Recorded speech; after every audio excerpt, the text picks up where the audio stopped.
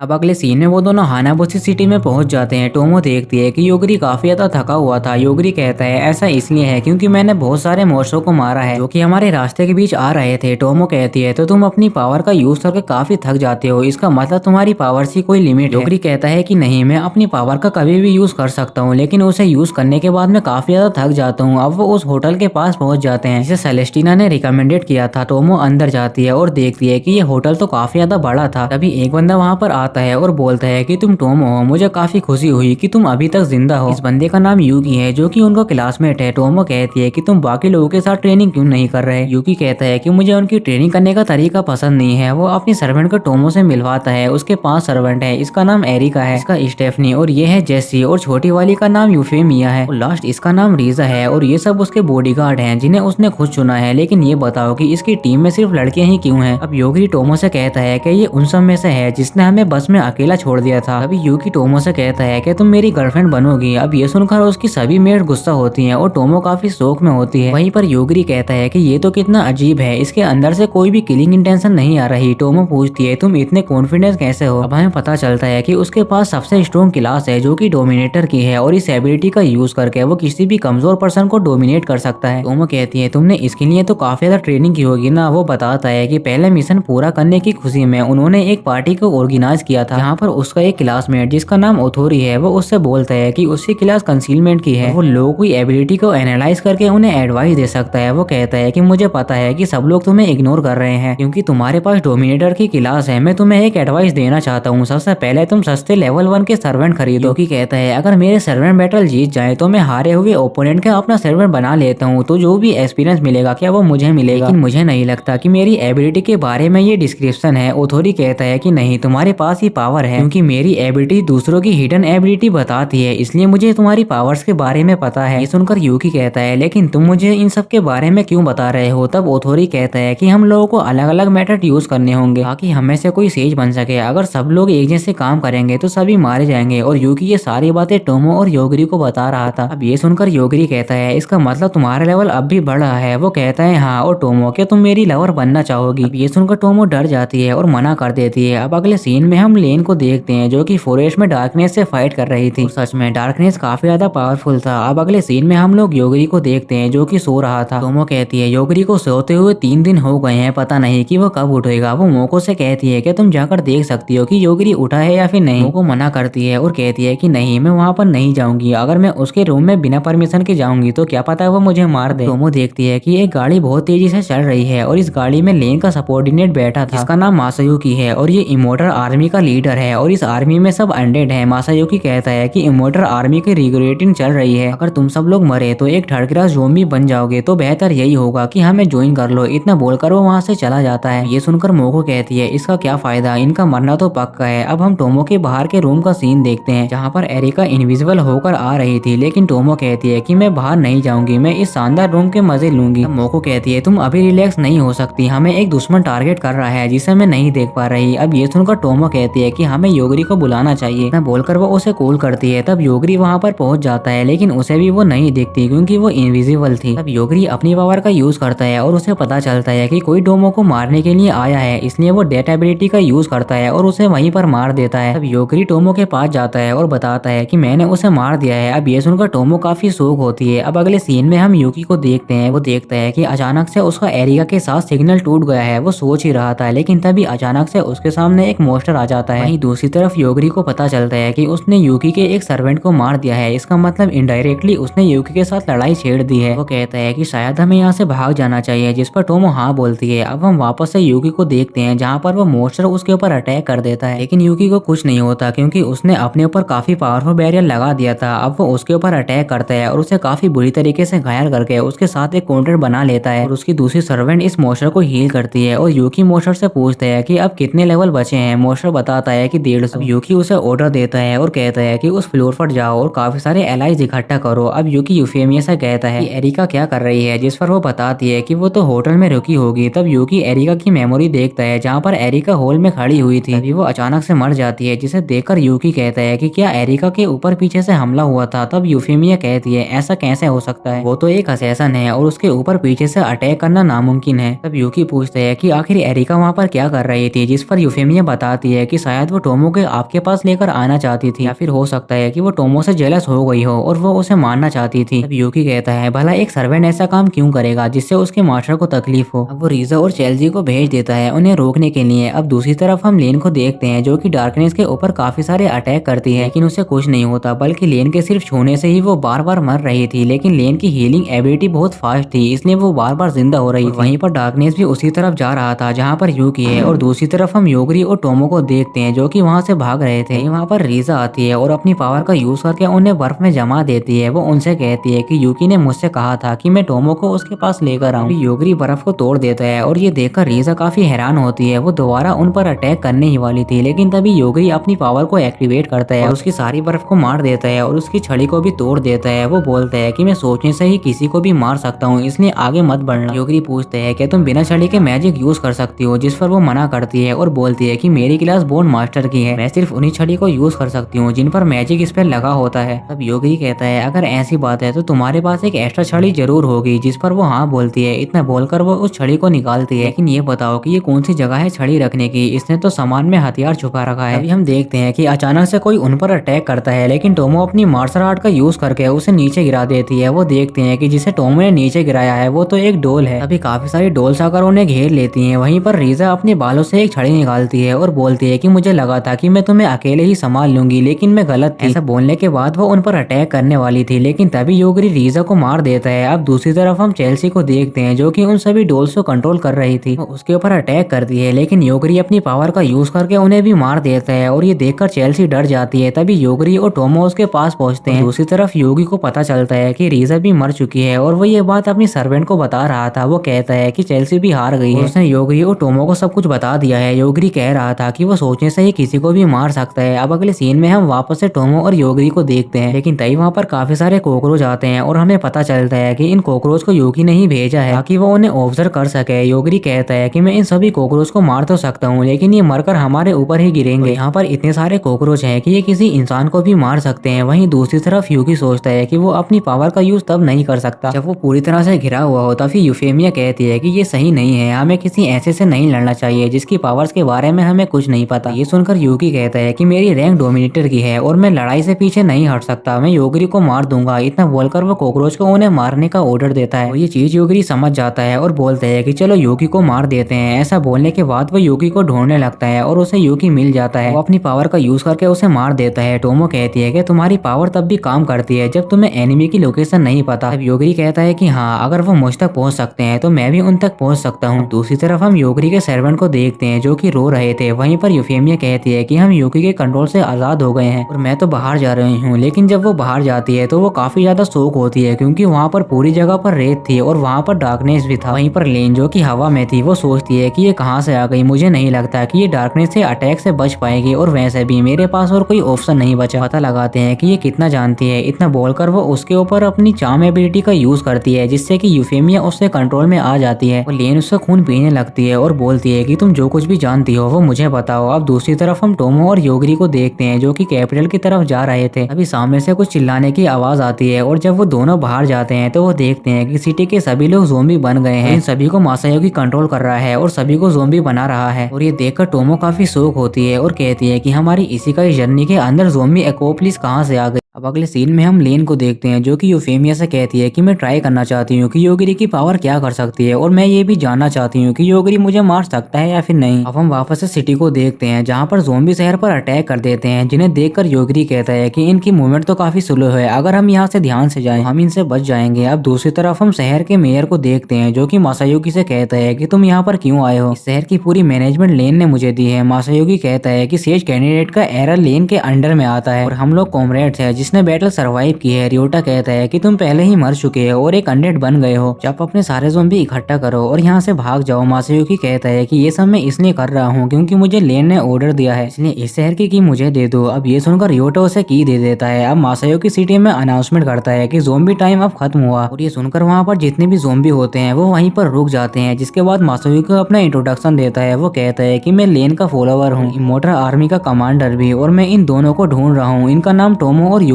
है और 1 घंटे के अंदर इन्हें सेंटर प्लाजा ले आओ। और अगर सिटी के लोग ऐसा नहीं करेंगे तो यहाँ पर जितने भी ज़ोंबी हैं वो वापस से चलना शुरू कर देंगे और तुम लोग यहाँ से भाग भी नहीं सकते क्योंकि बैरियर की वजह से तुम लोग यहाँ पर लोग हो और अब तुम्हारे पास सिर्फ 2 ऑप्शन है, या तो तुम उन दोनों को हमारे पास ले आओ या फिर ज़ोंबी बन जाओ। अब ये सुनकर रियोटा गुस्सा होता है क्योंकि वो मासायोगी लोगों को नुकसान पहुंचा रहा था। अब दूसरी तरफ हम शहर के लोगों को देखते हैं टोमो और योगी को ढूंढ रहे थे, जिसे देखकर योगी कहता है कि अब हमारे पास कोई और ऑप्शन नहीं है, हमें यहाँ से भागना ही होगा। वो दोनों आपस में बात कर ही रहे थे लेकिन तभी कुछ लोग उन्हें ढूंढते हुए वहाँ पर पहुंच जाते हैं। योगी बोलता है अगर तुम लोग आगे बढ़े तो मैं तुम्हें मार दूंगा, लेकिन वो उसकी बात नहीं मानते और अटैक करने के लिए आगे बढ़ते हैं और ये देखकर योगी उन्हें मार देता है और बाकी के लोग वहाँ से भाग जाते हैं। योगी कहता है कि हम मासायोगी से नेगोशिएशन कर पाएंगे और ये देखने के लिए वो प्लाजा आ जाते हैं। योगी मासायोगी के पास जाता है, कहता है कि हम लोग ट्रेन में बैठना चाहते हैं ताकि हम रॉयल कैपिटल में जा पाए, तो क्या तुम सिटी में लगे बैरियर को हटा सकते हो। अब ये सुनकर मासायोगी गुस्सा होता है और बोलता है कि मैं तुम्हें यहाँ से भागने नहीं दूंगा। योगी कहता है अगर ऐसी बात है तो मैं तुम्हें मार दूंगा। अब ये सुनकर मासायोगी गुस्सा होता है और अपनी इमोर्टल आर्मी को उनके ऊपर छोड़ देता है। वो कहता है कि ये लोग पहले से ही मरे हुए हैं, इसलिए तुम इन पर अपनी एबिलिटी का यूज नहीं कर सकते। लेकिन योगी बोलता है कि सभी लोग मर जाओ और इतना बोलते ही उसकी अनडेड आर्मी खत्म हो जाती है। ये देखकर मासायोगी हैरान होता है और रियोटा भी काफी ज्यादा डर जाता है। वो बोलता है कि मुझे छोड़ दो, मैं इस शहर का मेयर हूँ और मेरा इन सबसे कुछ लेना देना नहीं। मासायोगी कहता है लेन के तुम्हें इन सब के बारे में पता था। इतना बोलकर वो अपनी पावर अप करता है और योगरी से बोलता है कि तुम मेरा कुछ नहीं बिगाड़ पाओगे। इतना बोलकर वो अपने आप को ट्रांसफॉर्म करने लगता है, लेकिन उसके ट्रांसफॉर्म होने से पहले ही योगरी उसे मार देता है, जो देखकर टोमो कहती है तुमने उसे इतनी जल्दी क्यों मार दिया, हमें तो उसके साथ नेगोशिएशन करना था। अब बैरियर कौन हटाएगा? योगरी कहता है इसकी चिंता मत करो, ये बैरियर हट जाएगा। जिस पर रियोटा हाँ बोलता है और कहता है कि मुझे मत मारना। योगरी कहता है कि चिंता मत करो, हम तुम्हें नहीं मारेंगे। रियोटा बताता है कि एक सेज जिसका नाम लेन है उसने मासायोकी को ऑर्डर दिया था तुम्हें मारने के लिए। टोमो कहती है लेकिन सेज का नाम तो सियोन है ना। रियोटा बताता है कि सियोन एक दूसरी सेज है, लेकिन लेन के पास इस सिटी का पूरा कंट्रोल है और उसका सबऑर्डिनेट होने की वजह से मैं इसका पूरा ख्याल रखता हूँ। टोमो कहती है लेकिन सियोन ने तो हमें सेज बनने के लिए कहा था, तो लेन नाम की सेज हमें मारना क्यों चाहती है? रियोटा कहता है कि वो मुझे नहीं पता, क्योंकि मैं सेज के बीच टांग नहीं अड़ाता। तभी मोको योगरी को बुलाती है, जिस पर योगरी कहता है कि मुझे पता है कि काफी सारे लोग हमारे पास आ रहे हैं हम लोगों को मारने के लिए। और ये देखकर रियोटा मासायोकी के पास जाता है और वो उस चाबी को ढूंढने लगता है और कहता है कि अगर वो लोग होली मैजिक यूज कर रहे हैं सिटी का बैरियर तुम लोगों को सेफ रखेगा। ऐसा बोलने के बाद वो उससे चाबी ले लेता है, लेकिन वो चाबी काम ही नहीं कर रही थी, जो देखकर रियोटा सोचता है कि कहीं लेन ने तो बैरियर को मैनिपुलेट नहीं किया। दूसरी तरफ हम यूफेमिया को देखते हैं, जो कि लेन से कहती है कि मास्टर ये मेथड तो काफी डेंजरस है। लेन उससे पूछती है कि तुम्हें क्या लगता है कि योगरी कितना खतरनाक है? यूफेमिया कहती है कि मेरे हिसाब से तो वो एक मिथिकल बीइंग है, बेहतर यही रहेगा कि हम लोग उसके साथ ज्यादा इन्वॉल्व ना हो। जिस पर लेन कहती है कि तुम्हें क्या लगता है मैं ऐसे ही यहाँ से भाग जाऊंगी? अब वो मन में सोचती है कि यूफेमिया को तो मेरी पावर के बारे में पता है, लेकिन फिर भी उसे लगता है कि योगरी मेरे लिए एक खतरनाक ओपोनेंट बनेगा। दूसरी तरफ हम शहर के लोगों को देखते हैं, जहाँ पर वो टोमो और योगरी को घेर लेते हैं, जिसे देखकर टोमो कहती है कि तुम पिछली बार की तरह सोर्स को नहीं मार सकते, क्योंकि उन लोगों को मैनिपुलेट कर रहा है। योगरी कहता है कि नहीं, इस बार का अलग सीन है, पिछली बार वो सर्वेंट लिंक थी। तभी हम देखते हैं कि काफी सारे लोग उनके ऊपर अटैक कर देते हैं, लेकिन योगरी अपनी पावर का यूज करके उन्हें मार देता है, जो देखकर रियोटा को काफी बुरा लगता है। अब दूसरी तरफ हम डार्कनेस को देखते हैं, जो कि इस शहर के अंदर आने ही वाला था। ये देखकर लेन कहती है कि ये काफी बढ़िया टाइम है, अगर मैं ये डायरेक्टली नहीं कर सकती तो मैं ये इनडायरेक्टली करूंगी। हम ऐसा कुछ करेंगे जिससे वो सब लोग मर जाएं। इतना बोलकर वो अपनी एक कॉपी बनाती है, जिसे देखकर यूफेमिया कहती है आखिर ये क्या है? जिस पर लेन बताती है अगर मेरी बॉडी राख भी बन जाए तो मेरी एबिलिटी मुझे इंस्टेंटली रिवाइव कर सकती है और मैं इसी पावर का यूज करूंगी अपनी कॉपी बनाने के लिए। अब हम देखते हैं कि लेन की वो कॉपी अपनी काफी सारे क्लोन बना लेती है, तो देखकर योगरी समझ जाता है कि उनका जो दुश्मन है वो और भी ज्यादा पावरफुल हो गया है। तभी हम देखते हैं कि वहाँ पर अचानक से डार्कनेस भी आ जाता है और जो चीज भी वो टच कर रहा था वो सैंड बन जाती है। हम देखते हैं कि वो डार्कनेस अब भी उन्हीं की तरफ आ रहा था। दूसरी तरफ लेन कहती है कि मेरी कॉपीज के पास योगरी की कोई भी मेमोरी नहीं है, तो इन लोगों के पास कोई भी उसे मारने की इंटेंशन नहीं है, इसलिए अब से जो भी होगा वो एक नेचुरल डिजास्टर होगा। वो अपने क्लोन से कहती है कि तुम्हारे सामने जो डार्कनेस है अगर वो कुछ भी अबनॉर्मल बिहेवियर करे तुरंत सिटी के अंदर चले जाना। ये सुनकर एक क्लोन उसके पास आती है और पूछती है कि कैसा अबनॉर्मल बिहेवियर? अब लेन कहती है जब डार्कनेस अटैक करेगा या फिर मर जाएगा। अब हम उसी डार्कनेस को देखते हैं जो कि इस शहर के अंदर तबाही मचा रहा था। वो देखकर टोमो कहती है अगर तुम इसे मार सकते हो तो मार दो। योगरी थोड़ा सोचता है और कहता है कि मुझे थोड़ी सी बुरी फीलिंग आ रही है, लेकिन जो भी हो मैं इसे ऐसा नहीं छोड़ सकता। इतना बोलकर वो उसे मारने को कहता है और हम देखते हैं कि वो डार्कनेस मर जाता है। अभी आसमान से उनके ऊपर अटैक होता है, जिसे देखकर योगरी सबसे नीचे होने को बोलते हैं और उसकी वजह से वो दोनों बच जाते हैं, लेकिन शहर के काफी सारे लोग मर जाते हैं। और ये देखकर योगरी कहता है कि मैंने डार्कनेस को तो मार दिया है, लेकिन ये कोई और चीज है जो कि उसके साथ ब्लेंड कर रही है, जो कि हमारे ऊपर अटैक कर रही है। इसका मतलब इस चीज को पता है कि मैं क्या कर सकता हूँ और अभी मैं इसे देख भी नहीं सकता। ये सुनकर टोमो कहती है कि मैं उसे देख सकती हूँ, उसने रेड कलर की ड्रेस पहनी है और वही आसमान से गिर रही है, वो भी बहुत सारी। अब ये सुनकर रियोटा कहता है कि वो तो लेन है। वहीं टोमो योगरी से कहती है कि तुम इसे मार सकते हो। योगरी कहता है कि नहीं, क्योंकि वो मुझे निशाना नहीं बना रही है, इसलिए मैं उसे नहीं मार सकता। अभी टोमो रियोटा से पूछती है कि ये सारी लड़कियां एक जैसी क्यों लग रही हैं, आखिर कितनी सारी लेन है? रियोटा कहता है कि शायद लेन अपनी पावर का यूज कर रही है, उसके पास सुपर रिजनरेट एबिलिटी है जिसका यूज करके वो अपनी बहुत सारी कॉपीज बना रही है। ये सुनकर रियोटा कहता है कि मेरी क्लास मेयर है और मैं इस शहर को वर्ल्ड लाइफ व्यू से देख सकता हूँ। इतने समय से मैं डैमेज को देख रहा था और अब मैं अटैक के पैटर्न को समझ गया हूँ। लेन सेम जगह पर 2 बार अटैक नहीं करती है और अटैक एक दूसरे के क्लोज नहीं है। ये सुनकर टोमो कहती है अगर इस चीज का एक पैटर्न है तो हम समझ सकते हैं कि अगला अटैक कहाँ होने वाला है। इस पर रियोटा कहता है हाँ, अगला अटैक यहाँ पर होगा और मैं तुम लोगों की पूरी मदद करूंगा। सिटी का पूरा कंट्रोल मेरे पास है, मैं उन सभी लोगों को वहाँ टेलीपोर्ट कर दूंगा। योगरी कहता है ठीक है। वो टोमो से बोलता है तुम यही रहना और चुप जाना। टोमो कहती है कि नहीं, मैं भी चलूंगी क्योंकि मैं हमले को देख सकती हूँ। वहीं मोको कहती है कि हाँ, हमें भी ले चलो, मेरे पास एक स्पेशल ट्रिक है। अब रियोटा उन लोगों को टेलीपोर्ट करके वहाँ से चला जाता है। वो दोनों एक दूसरे के हाथ पकड़ते हैं और तभी आसमान से उनके ऊपर अटैक हो जाता है और टोमो ये देख लेती है और योगरी को बता बता देती है। तब योगरी अपनी एबिलिटी का यूज करके उसे मार देता है और अब वो क्लोन काफी तेजी से नीचे गिरने लगता है। तब मोको अपनी उसी सीक्रेट अटैक का यूज करती है और असल में ये एक शील्ड होती है जो कि उन लोगों को काफी सेफ रखती है। मोको बताती है कि ये शील्ड उसे उसी रोबोट यानी अग्रेसर से मिली है। ये काफी फ्लेक्सिबल और हार्ड है। अब हम लेन की सारी कॉपीज को देखते हैं जो कि मरकर नीचे गिर रही थी। ये देखकर लेन हैरान होती है और कहती है एक इमोर्टल वैम्पायर आखिर मर कैसे सकती है। वो यूफेमिया को बताती है कि मेरी कॉपी सब डिस्ट्रॉय हो चुकी हैं। सभी कॉपीज एक वैम्पायर से बनी हुई थी, इसलिए जब एक मरी तो सभी लोग मर गए। ये सुनकर यूफेमिया कहती है कि मैंने पहले ही कहा था कि हमें योगरी के साथ ज्यादा इन्वॉल्व नहीं करना चाहिए। लेकिन लेन कहती है कि कोई बात नहीं, अब मैं अलग कॉपी बनाऊंगी। लेकिन हम देखते हैं कि अचानक से योगरी की पावर उसे लग जाती है और वो मर जाती है। लेकिन मरने से पहले वो सोचती है कि दूसरे डायमेंशन में से मेरी बॉडी मर गई है, आखिर योगरी ऐसा कैसे कर सकता है। लेकिन वो बोलती है कि आखिर मैंने उस लड़की को बचा ही लिया। अब वो जिस लड़की की बात कर रही थी उस लड़की की अब आंख खुलती है और वो काफी कंफ्यूजन में होती है। उसके हाथ में एक स्टोन होता है जो कि अब ग्लो करता है और उसके सामने लेन होती है। वो कहती है अगर तुम इस वीटोज को देख रही हो तो इसका मतलब है कि मेरी स्कीम सक्सेसफुल हो गई है, मैं मर गई हूँ और तुम सरवाइव कर गई हो। सबसे पहले मैं एक्सप्लेन करती हूँ कि असलियत में तुम हो कौन। तुम एक कॉपी हो जो कि मुझसे बनी है, लेकिन तुम एक सेपरेट पर्सन हो। इसके पास कोई भी मेमोरी नहीं है और ऐसा मैंने इसलिए किया ताकि तुम योगरी की अटैक से बच जाओ। और योगरी का नाम सुनकर वो लड़की शर्मा जाती है। वहीं दूसरी तरफ हम रियोटा को देखते हैं जो कि टोमो और योगरी को शुक्रिया बोलता है उसकी सिटी को बचाने के लिए। अब टोमो योगरी के पास आती है जो कि कार में बैठकर गेम खेल रहा था। अब टोमो इस कार को स्टार्ट करती है और वो लोग वहाँ से चले जाते हैं। अब अगले सीन में हम एक मोस्टर को देखते हैं जहाँ पर एक लड़की काफी आसानी से उसे हरा देती है और इस लड़की का नाम रियोका है जो कि योगरी और टोमो की क्लासमेट है और अभी इसकी पावर समुराई की है। अब वो लोग अपने बेस में वापस आते हैं जहाँ पर सभी स्टूडेंट होते हैं। रियोका अपने रूम में जाती है लेकिन हम देखते हैं कि उसके रूम में एक लड़की होती है जिसका नाम कैरल है और रियोका उसका स्मार्टफोन वापस देने के लिए आई थी। जो देखकर रियोका कहती है आखिर तुम करना क्या चाहती हो। वो कहती है कि मैं योगरी को मॉनिटर करने वाला टूल देखना चाहती थी लेकिन ये इम्पॉसिबल है। हमें पता चलता है कि कैरल की क्लास निंजा की है। वो रियोका से कहती है क्योंकि हम लोग अपने वर्ल्ड में वापस नहीं जा सकते तो इस बात को सीक्रेट रखने का क्या ही फायदा। ये सुनकर रियोका कहती है अगर तुम भी योगरी को मॉनिटर कर रही थी तो क्या तुम्हारे पास मॉनिटर टूल नहीं है। कैरल कहती है कि हम लोगों ने एक सैटेलाइट स्पेशली योगरी के लिए ही तैयार की थी जो कि हमेशा योगरी पर नजर रखती थी, लेकिन इस वर्ल्ड में आने के बाद वो सैटेलाइट काम नहीं कर रही क्योंकि वो तो हमारे वर्ल्ड में ही रह गई। अब जैसे ही रियोका अपने फोन ऑन करती है तो वो काफी शॉक होती है और बोलती है कि पहला डोर ओपन हो रहा है।